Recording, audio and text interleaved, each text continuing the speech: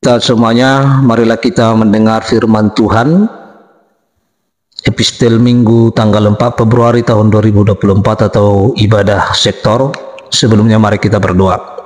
Damai sejahtera dari Allah Bapa yang melampaui segala akal, itulah yang akan memelihara hati dan pikiran kita dalam Kristus Yesus Tuhan kita.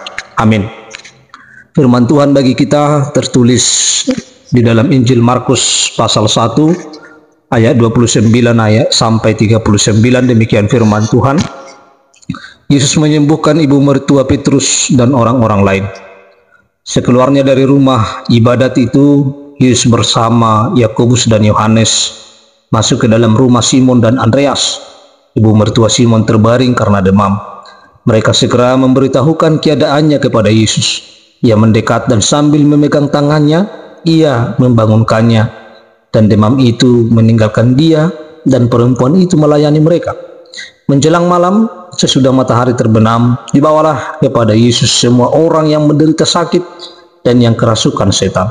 Seluruh penduduk kota itu pun berkerumun di depan pintu.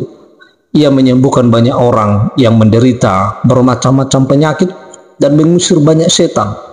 Ia tidak memperbolehkan setan-setan itu berbicara, sebab mereka mengenal dia. Pagi-pagi benar, waktu hari masih gelap, ia bangun dan pergi keluar. Ia pergi ke tempat yang terpencil dan berdoa di sana. Simon dan kawan-kawannya pun mencari-cari dia. Ketika mereka menemukannya, mereka berkata kepadanya, "Semua orang mencari engkau." Jawabnya, "Marilah kita pergi ke tempat lain, ke kota-kota sekitar ini, supaya di sana juga aku memberitakan Injil, karena untuk itu aku telah datang." Lalu pergilah ia ke seluruh Galilea, memberitakan Injil dalam rumah-rumah ibadat mereka dan mengusir setan-setan. Demikian pembacaan firman Tuhan. Saudara-saudara yang kami kasihi di dalam Kristus Yesus, tema khotbah kita, Tuhan adalah Allah yang kekal. Sesuai dengan tema ini, memang benar bahwa Tuhan itu adalah kekal. Dia adalah Allah yang tidak berubah dari dulu, sekarang, dan sampai selama-lamanya, bahwa dia adalah Tuhan yang menciptakan langit dan bumi dan segala sesuatu. Mari kita melihat bagaimana Tuhan Allah dalam Yesus Kristus ketika dia melayani di tengah-tengah dunia ini. Kita akan melihat yang pertama pelayanan Yesus yang patut diteladani oleh semua orang, termasuk juga para pelayan di tengah-tengah dunia ini.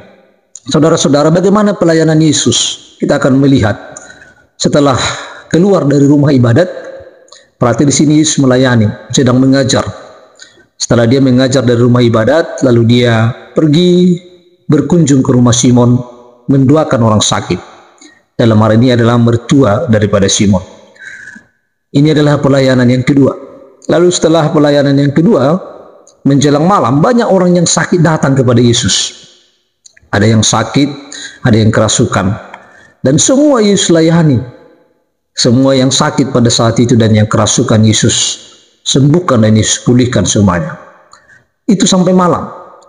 Lalu pagi-pagi benar, sudah banyak orang yang mencari Yesus ketika Yesus pergi ke tempat lain untuk berdoa.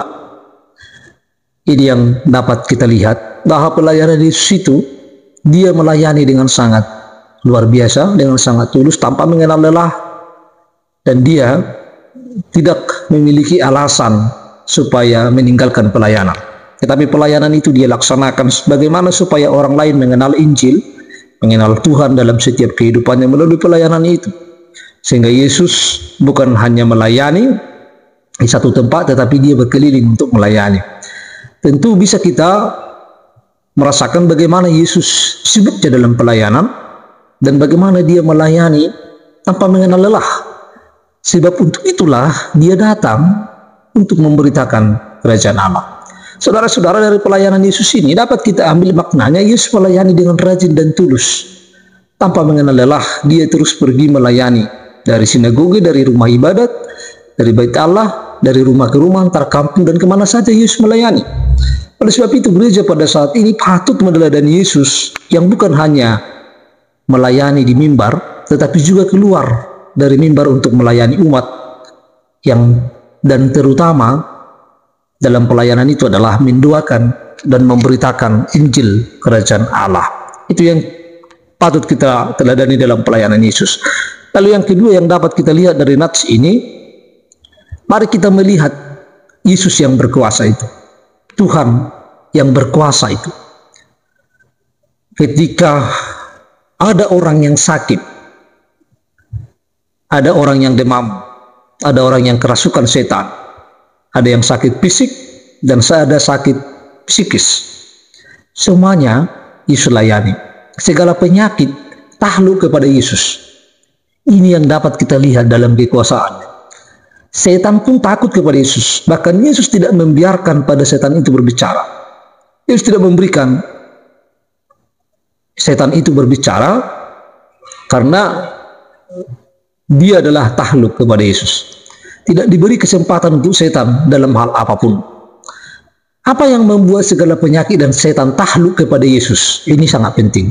Apa yang membuat segala penyakit dan takluk kepada Yesus? Baik setan maupun penyakit, mulai dari penyakit ringan sampai penyakit keras, semuanya takluk kepada Yesus. Jawabannya adalah hanya satu. Karena Yesus berkuasa di tengah-tengah dunia ini. Karena dialah yang menguasai segala dunia ini, sebab dialah Allah yang menciptakan segala sesuatu.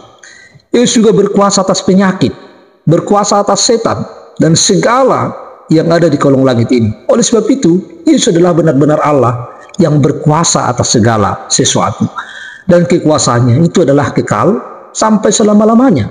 Kekuasaannya itu tidak akan berubah, karena dia adalah pemilik dunia ini. Dan yang ketiga yang dapat kita lihat dari nats ini, Yesus sangat peduli kepada orang-orang yang mengalami pergumulan, kepada orang-orang yang sakit, kepada orang-orang yang kerasukan setan. Yesus adalah Allah yang sangat peduli melihat umatnya. Sebenarnya Injil yang diberitakan Yesus tentang kerajaan Allah, Ia menyembuhkan yang sakit secara fisik maupun secara psikis, menyembuhkan yang sakit badan dan menyembuhkan yang sakit jiwa, atau yang hilang dari yang sakit demam sampai penyakit yang sangat parah, mengusir setan yang menguasai manusia agar jiwa dan rohani manusia itu sehat dan melihat kekuasaan Allah. Bahkan tidak ada yang terjadi di dunia ini tanpa seizin Allah. Itulah karena kepeduliannya. Allah hadir supaya kita manusia memperoleh kemenangan dan kesembuhan. Kita sembuh dari segala penyakit, baik penyakit fisik maupun penyakit psikis. Sehingga kita, rohani kita dipulihkan, kita disembuhkan kembali dan datang kepada Tuhan dalam setiap kehidupan kita. Oleh karena itu bahwa Yesus itu adalah sangat peduli bagi kehidupan manusia. Lalu yang keempat yang dapat kita lihat, setelah Yesus melakukan itu, apa reaksi dari orang banyak? Ketika Yesus memberikan kesembuhan, Yesus membuat mujizat, Yesus mengusir setan dan menaklukkan semuanya, itu banyak sekali orang berbondong-bondong.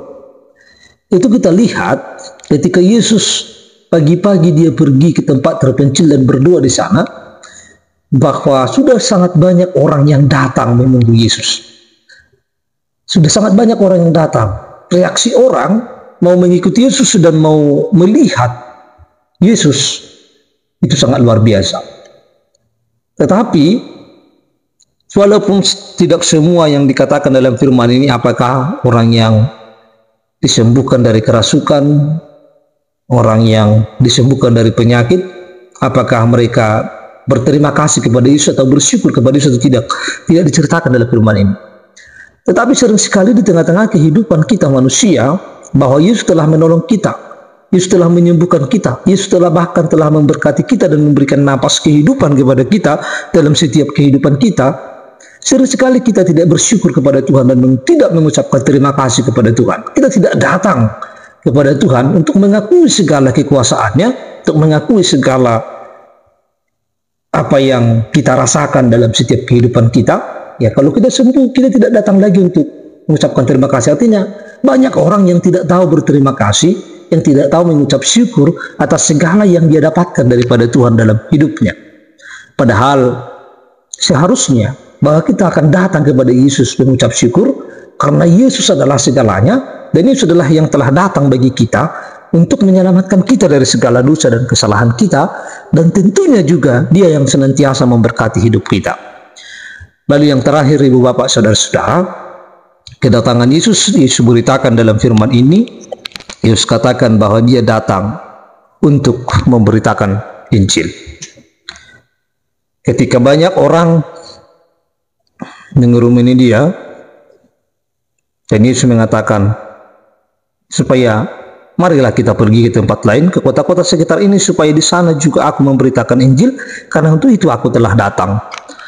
Memberitakan Injil ini, Yesus tidak menunggu hanya di tempat, tidak hanya mengajar di Bait Allah, tetapi dia dari satu tempat ke tempat lain, dari satu kampung ke kampung lain, dari rumah ke rumah, dari kota ke kota, dan semuanya Yesus beritakan Injil itu supaya banyak orang yang mengetahui Injil itu dan banyak orang yang menerima Injil itu. Injil itu adalah kabar sukacita, yaitu kabar tentang keselamatan yang dibawa oleh Yesus ke tengah-tengah dunia ini. Maka apapun yang terjadi dalam hidup kita, dalam setiap pelayanan kita, maka yang lebih utama adalah bahwa kita memberitakan Injil. Kita memberitakan kehendak Allah, dan kita memberitakan kekuasaan Allah bagi dunia ini, supaya dunia ini menyadari bahwa Tuhan itu adalah benar-benar berkuasa dan kekal dalam setiap kehidupan kita. Oleh karena itu, ibu bapak saudara-saudara yang kami kasihi di dalam Kristus Yesus, melalui nats firman Tuhan ini, kita perlu meneladani pelayanan Yesus. Yesus senantiasa terus melayani dengan hati yang tulus, dengan rajin. Dia berjalan berkeliling kemana-mana, dan kita juga harus melihat bahwa Yesus mampu mengendalikan semuanya. Yesus mampu menaklukkan segala penyakit. Yesus mampu menaklukkan segala pergumulan kita. Yesus juga mampu mengusir setan-setan dari dalam kehidupan kita, dari dalam kehidupan manusia. Dan Yesus juga sangat peduli dengan kita. Apa yang terjadi dalam hidup kita tidak akan terjadi tanpa seizin Allah. Oleh karena itu, mari kita mengucap syukur kepada Allah, dan mari kita memberitakan Injil, karena Yesus telah datang bagi kita, dan dia berkuasa di dalam setiap kehidupan kita. Amin. Kita berdoa. Tuhan Allah Bapa kami yang di surga, kami telah mendengar firman-Mu. Biarlah Engkau yang senantiasa menyertai kami untuk melakukan segala firman-Mu dalam hidup kami. Dalam nama Kristus Yesus kami telah berdoa. Amin.